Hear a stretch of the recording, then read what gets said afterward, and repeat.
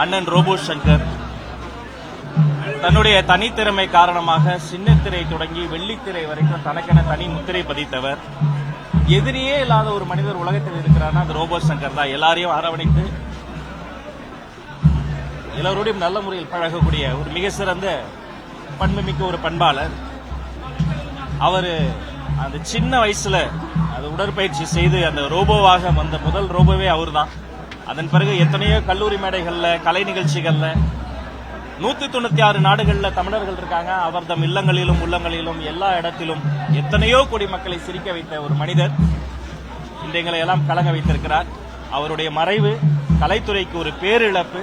இந்த இக்கட்டான சூழ்நிலையில் அக்காவுக்கும் பாப்பாவுக்கும் ரோபோ சங்கருடைய அந்த குடும்பத்தாருக்கும் எங்களுடைய ஆழ்ந்த இரங்கலை தெரிவித்துக் கொள்கிறோம்.